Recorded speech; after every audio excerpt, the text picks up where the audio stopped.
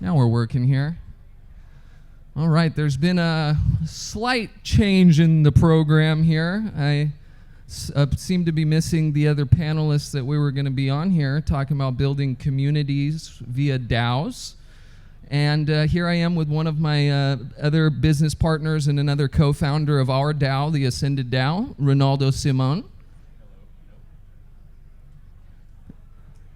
Testing. Oh, hello, everybody. Nice to meet you. And my name is Tsunami Diamond. And really what we're setting out to do in our whole focus with our DAO is to take a holistic approach to building a new Earth. And when I boil that down, what does that mean? Well, that's really to build a new Earth, we need to build all sorts of different new systems that serve the greatest good of humanity versus serving the few as most systems on the planet do today. And we see the technology of a DAO framework as a very powerful tool for doing this, because we're setting out to pave the way for new ways of living and working through building eco-resorts and smart villages and smart cities. We're paving the way in technology and innovation with Web3 and augmented reality and metaverse, and really bridging future-driven experiences that bridge digital and physical realities through either digital worlds in the metaverse or physical spaces, or the blend of the two via XR experiences and digital twins of some of the most amazing locations around the world that are being birthed, that are just magical locations that bring together quantum healing technologies, permaculture, mastermind and acceleration programs, and a whole slew of other things. Ronaldo. So essentially, we're doing everything.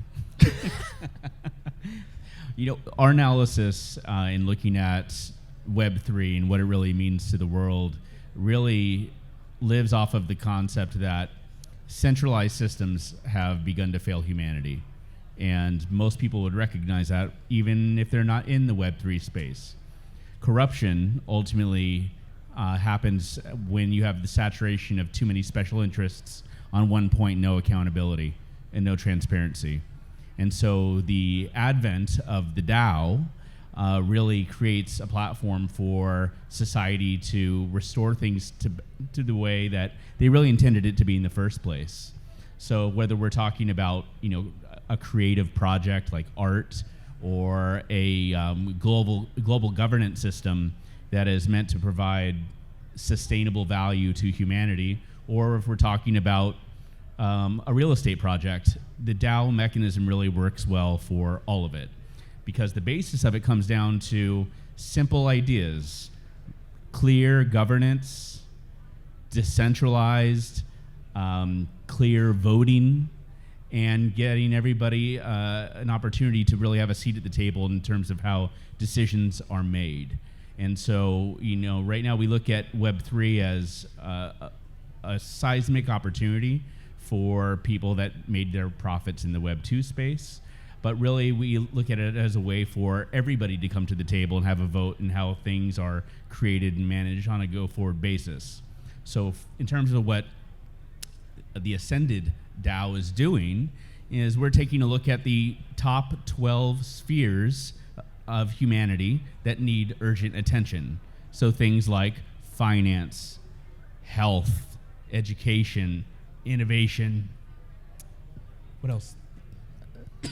So on and so forth. Media production, event production, experiences, all of these different components wrapped into a DAO mechanism. And what we're looking at paving the way in with all these different technology partners that we're working on with the DAO side is adding gamification layers on top of this system. How do we make DAOs even more engaging and more reward-based to the community and the talent and the companies involved, so we can really start truly unifying resources with many different nodes of a system via our framework is to bring together allies, which are companies or other DAOs or for-profit businesses. Then we're bringing together 144 vetted nonprofit organizations that are focalized on tackling different specific core issues around the world, whether that's saving the Amazon to human trafficking, as well as bringing together guardians that are essentially more the stewards of the DAO, and layers of also council members, because we're looking at taking a hybrid approach to partially being decentralized, but not starting off fully decentralized. Like what they were discussing in the talk before this, that leads to a lot of problems. So our goal is to, over time, as we can perfect formulas and protocols and systems, to over time become more and more decentralized. As we can code into the system through smart contracts, the constitutions, you could say, of how this economy and ecosystem that we're bringing together and birthing is governed and managed. One of the easy ways to get into a practical application of DAO mechanics that everybody can probably appreciate these days is when you think about the media that you currently consume, right? If you look at what's going on in Netflix or Prime or the music industry, at some point you probably, sort of wrinkled your nose and thought, why am I listening to this, or why am I watching this? Who asked for this content? Because it's not something I really want to see.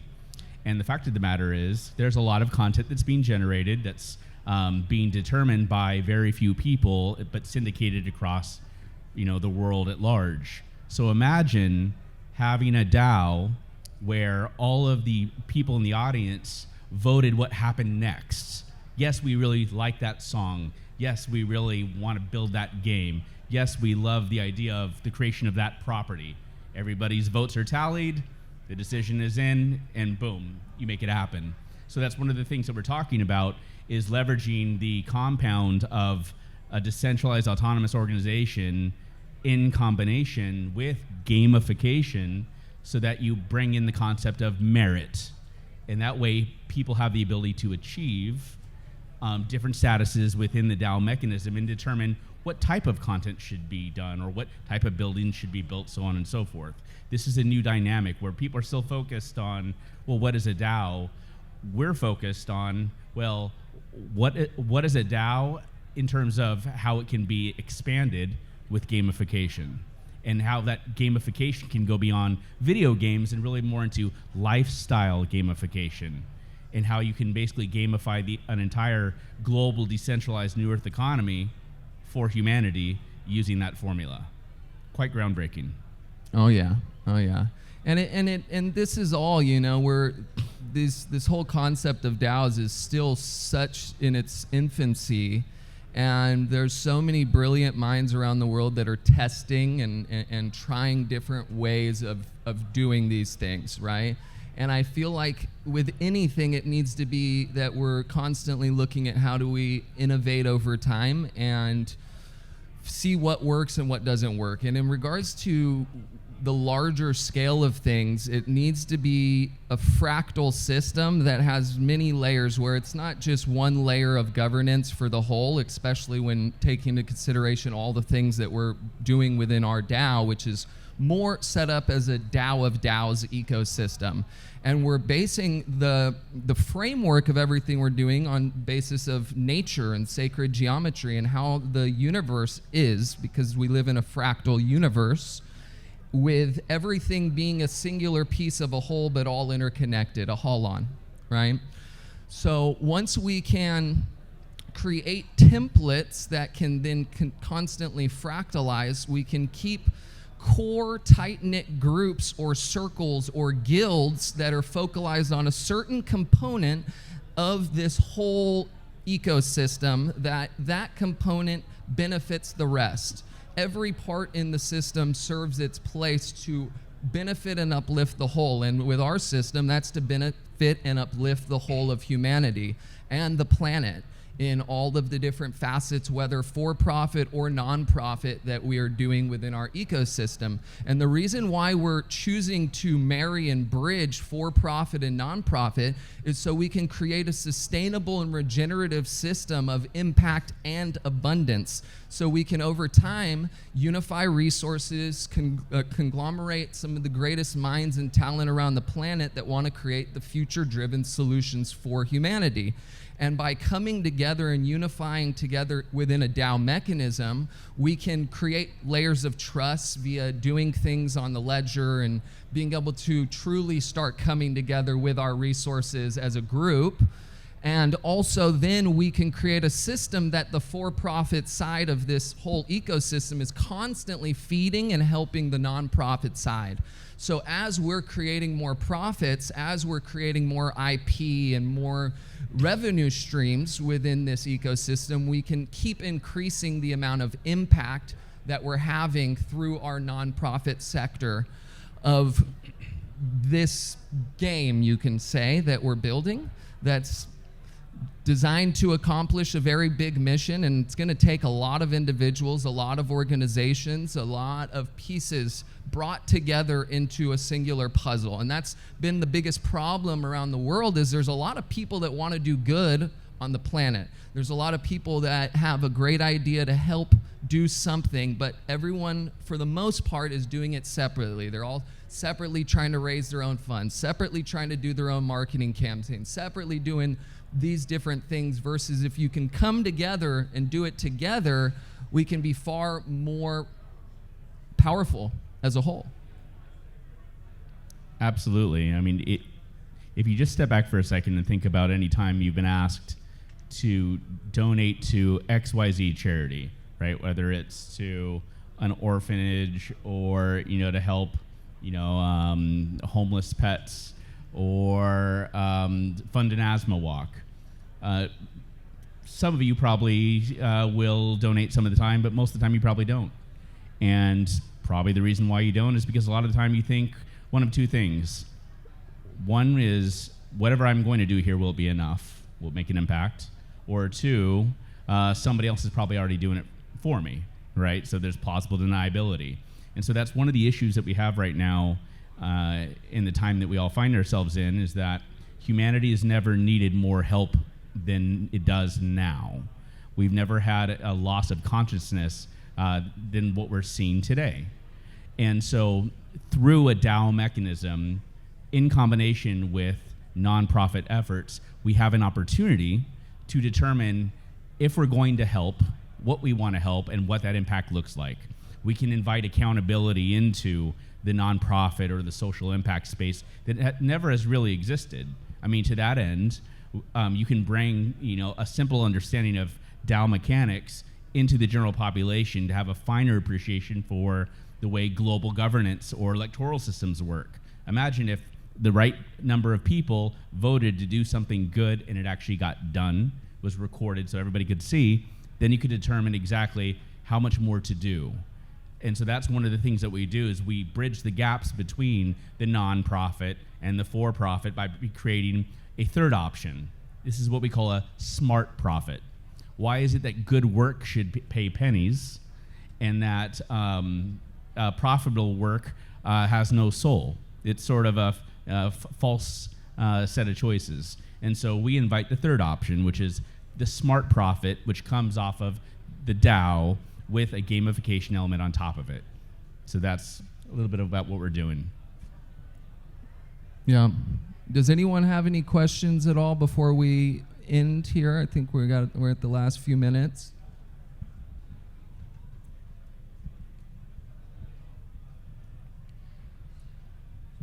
Thanks.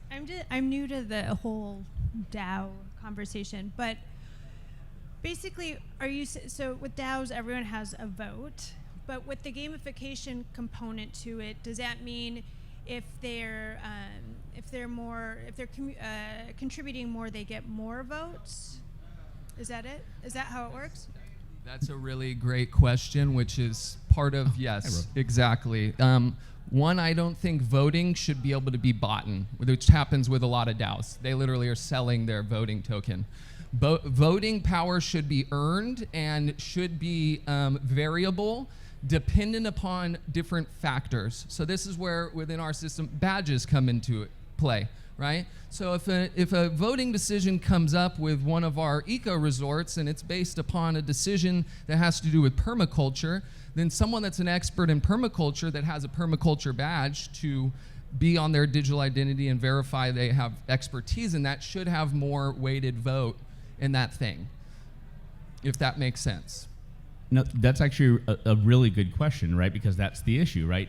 Decentralization by itself sounds like a great idea, but ultimately a decision has to be made at some point, and by who, and how are they qualified, and what are they allowed to make decisions on? Well, the injection of a gamification system allows us to create the concept of levels, right? You put on your 5 to 10-year-old hat, playing video games. Everybody remembers the basic level, and then achieving different tasks and milestones that eventually get you better equipment, better capabilities, and a better story to evolve into. So when you're doing a global governance program, and we have the concept of multiple realms or 12 guilds, people come into the system to associate in our DAO, and then based on what they're there to do, we design a roadmap for them to achieve different milestones that are recognized globally by the community.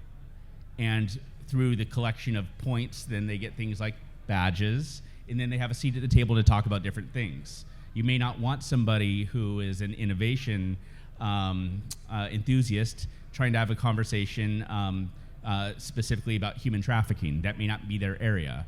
But you could have a very intelligent conversation happening between somebody that's focused on health and wellness and finance, because at the end of the day, we discovered that they're all intertwined. Those are the things that we're developing over time, because ultimately the beauty of a DAO is that it's made up of the people that it's composed upon.